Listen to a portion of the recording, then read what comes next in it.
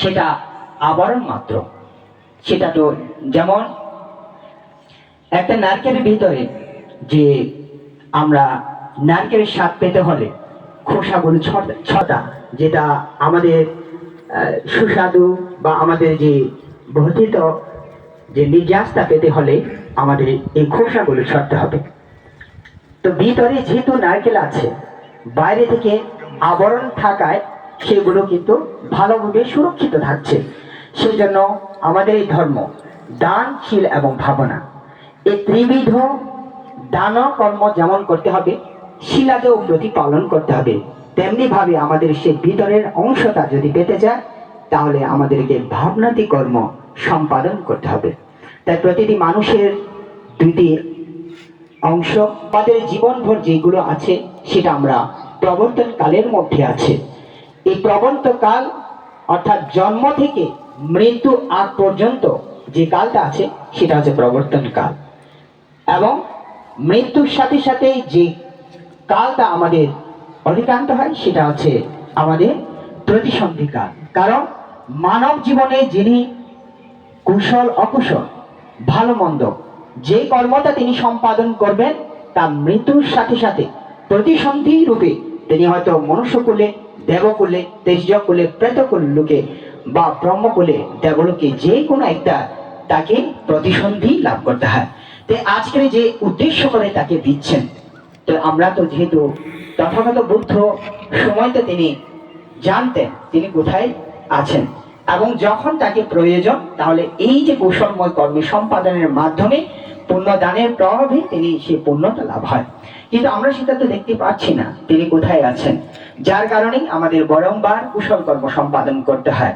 তিনি যদি এমন এক জায়গায় যদি থাকেন যেটা আমাদের প্রদত্ত পুণ্যরাশি, জ্ঞাতিগণে প্রদত্ত পুণ্যরাশি তিনি যেন যদি পাওয়ার যোগ্য স্থানে থাকলেই কেবলমাত্র তিনি পাবেন। তিনি যদি তির্যক কুলে যায়, নরকে যায়, প্রেতলোকে যায়, প্রেতলোকও 6 প্রকার প্রেত আছে, তার মধ্যে একটা প্রেত আছে যেটা পরপ্রদত্ত বুঝি প্রেত, একমাত্র সেই প্রেতকুলেই গেলে এই পুণ্যগুলো পায়।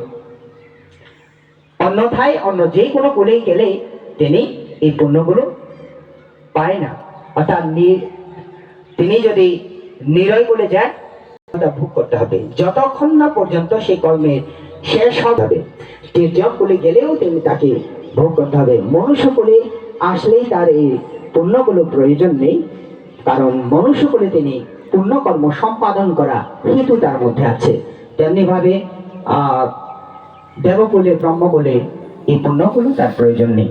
তথাপি যারা এই পুণ্য আয়োজন করেছেন, ত্রিবিধ চেতনা দ্বারা যারা এই পুণ্য কাজে অংশগ্রহণ করেছেন তারা সকলেই পুণ্যের ভাগীদার।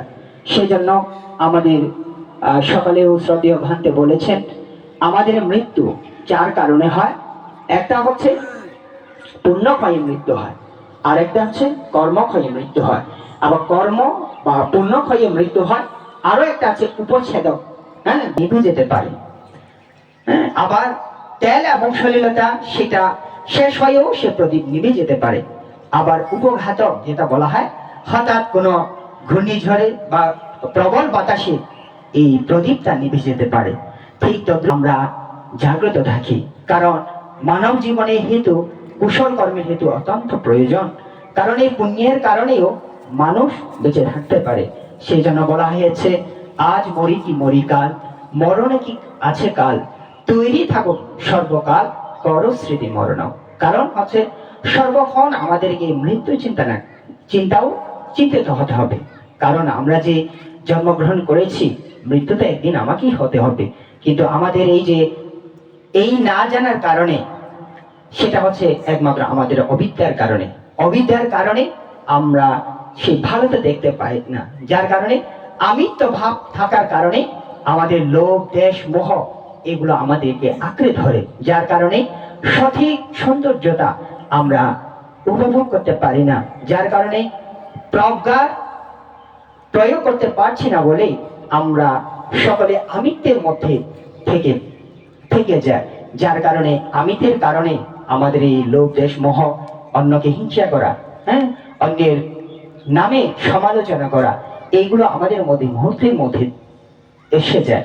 যার কারণে আমরা যে তথাগত বুদ্ধকে আমরা পূজা করি, কিসের কারণে? সেটা আমাদের প্রজ্ঞার কারণে। কারণ তিনি প্রজ্ঞাবান ছিলেন, তিনি আমাদের আদর্শ শিক্ষক ছিলেন। তাকে তাকে নিয়ে যদি তার সামনে আমরা জ্ঞান চর্চার পরিবর্তে যদি আপনার বিহারে এসে অন্যজনের সমালোচনা করে যদি আপনারা দিন কেটে যায়, তাহলে সেটা কারো ক্ষতি হয় না, নিজেরও ক্ষতি হয়। হ্যাঁ, তাহলে সেটা বলা হয়েছে, কারণ আত্মাহি আত্মনাথ কহিনাথ পরশিয়া, কারণ কেউ কারো মুক্তিদাতা নয়, নিজে নিজে মুক্তিদাতা। তাহলে আমাকে নিজেকে সেটা পরিশ্রমের মাধ্যমে, জ্ঞান অর্জনের মাধ্যমে, নিজেকে সম্পৃক্ততা, কুশল কর্মে সম্পৃক্ততার মাধ্যমে আমাদের মুক্তি, আমাকে মুক্তির পথ আমাদেরকে খুঁজে বের করতে হবে। সেজন্য তথাগত বুদ্ধের যে আদর্শ বাণীগুলো আমাদের দিয়েছেন, সেই দানশীল ভাবনা কর্মগুলো যদি আমরা যথোপযুক্ত করতে পারি, তাহলে আমরা এই দুর্লভ মানব জীবনকে সার্থক করতে পারবো। তো যা হোক, আজকের যেহেতু সময় স্বল্পতা আছে, শ্রদ্ধেয় ভান্তেও অনেকক্ষণ ধর্মালোচনা করবেন, সেই জন্য আর ভান্তের সময়গুলো আমি কালক্ষেপণ করছি না। তো আজকের যারা এই পুণ্যানুষ্ঠানের অংশগ্রহণ করেছেন, যারা প্রয়াত জ্ঞাতির উদ্দেশ্যে এই যে পুণ্যদানগুলো দিচ্ছেন, আপনারা সকলেই সম্মিলিতভাবে এই যে পুণ্যদানগুলো অংশগ্রহণ করেছেন, সেটা অত্যন্ত সাধুবাদযোগ্য। কারণ একটা সমাজে সকলেরই এই পরিণতি হতে হবে। যার কারণে যে কোনো একটা মানুষের বিপদে আপদে সকলেই এই গ্রামবাসী তথা এলাকাবাসী যারা আছে, সকলে একান্ত আপনারা সহযোগিতা করবেন, যে যার সুখে দুঃখে আপনারা পাশে থাকবেন এবং একে অপরের সহানুভূতিশীল হবেন। হ্যাঁ, সেইভাবে যদি আমাদের সমাজ যদি গঠন করতে পারি, তাহলে আমাদের প্রজন্মগুলো সেখান থেকে শিক্ষা নেবে। এই শিক্ষাগুলো তারা আগামী প্রজন্মের যে প্রজন্মরা আছে, তারা এইগুলোকে হৃদয়ে ধারণ করে আমাদের সমাজকে সুন্দরভাবে, সুগঠিতভাবে পরিচালনা তারা করতে পারবে। তো যা হোক, আজকের আমাদের যারা সমাজের প্রতিগণ আছেন, যারা সমাজে অগ্রজ আছে, তারাও আপনাদের এই আদর্শগুলো, আপনাদের যে আদর্শগুলো, নীতিগুলো, তাদেরকে অবশ্যই এই ধর্মের কর্মের কারণে, ধর্মের সভার মাধ্যমে তাদেরকে শিক্ষা দিতে হবে।